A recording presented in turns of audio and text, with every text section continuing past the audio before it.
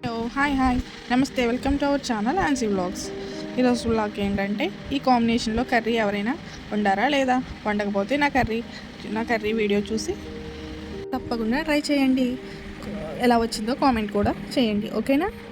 మరి ఈ కాంబినేషన్ ఏంటో చూసేద్దామా? ఇది ఏంటి అంటే నెత్తళ్ళు అండ్ బీరకాయ. ఆ కర్రీ ఏంటో చూసేయండి. నెత్తళ్ళను అయితే ఫస్ట్ బాగా క్లీన్ చేసుకోవాలి. తల ఎడ తోక తీసేసి కొంచెం వాటర్లో నానబెట్టుకోవాలి. ఆడ కొంచెం ఏమైనా స్కిన్ ఉంటే అది దిగిపోతుంది కదా. అప్పుడు అవి బాగా కొంచెం 2-3 టైమ్స్ వాష్ చేసి పెట్టుకోండి. వాష్ చేసి పక్కన పెట్టుకున్నాక ఇది ఆనియన్స్, బీరకాయలు అండ్ గార్లిక్, వెల్లుల్లి, అవి పచ్చిమిర్చి అవన్నీ రెడీ చేసుకుని పక్కన పెట్టేసుకోండి. ఒక బండి తీసుకున్నాక వెంటనే ఆయిల్ వేసిన తర్వాత ఎండు మెత్తలను అయితే ఫ్రై చేసేయండి. చేసేసిన తర్వాత ఆనియన్స్ అండ్ పచ్చిమిర్చి ఆ రెండు కొంచెం బాగా ఫ్రై అయ్యే వరకు పెట్టుకోండి. బాగా కొంచెం డీప్ ఫ్రై అయితే గ్రేవీ కింద అవుతుంది కదా, అలా డీప్ ఫ్రై అయ్యే వరకు పెట్టుకోండి. పెట్టుకున్న తర్వాత బీరకాయలు అయితే వేసుకోండి. బీరకాయలు బాగా కొంచెం అదే వేసుకున్న తర్వాత మగ్గనివ్వండి. ఒక 10 minutes అలాగా దాంట్లో ఉన్న వాటర్ అంతా పోయే వరకు కొంతసేపు మగ్గనివ్వాలన్నమాట. బీరకాయలు ఇవన్నీ మగ్గనిచ్చిన తర్వాత అవి మగ్గుతూ ఉంటే మనం ఏం చేస్తామంటే ఒక పక్కన కొంచెం చింతపండు ఉంచుకోవాలి. చింతపండు అయితే నానబెట్టేసుకుని పక్కన పెట్టేసుకోవాలి. ఈ కాంబినేషన్లో అయితే ఎగ్ వేసుకుంటే అయితే చాలా బాగుంటుంది. మేమైతే ఎగ్ వేసుకుంటామని తిన్నాము.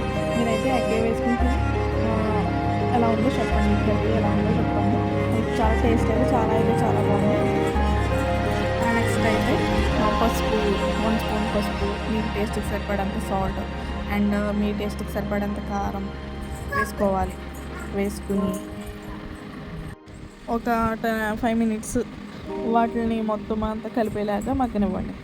మగ్గిన తర్వాత అప్పుడు 1 glass of వాటర్ వేసుకోవాలి. వేసుకుని అవి కొంచెం బాగా అవుతుంది కదా, కొంచెం మరిగిన తర్వాత ఆ వాటర్ అంతా మరిగినాక అప్పుడు చింతపండు, మనమైతే నానబెట్టుకున్న చింతపండు ఉంది కదా, ఆ చింతపండు గుజ్జుని అయితే వేసేసుకుని ఇంకా అంతే సిమ్లో పెట్టేసి ఒక 10 minutes తర్వాత దగ్గరికి వచ్చే వరకు కూర అయితే దగ్గరగా ఉండాలండి. గ్రేవీగా బాగా ఎగిరి కింద ఉండాలి. పులుసు కింద ఉంటే దాని మరి టేస్ట్ మారిపోతుంది.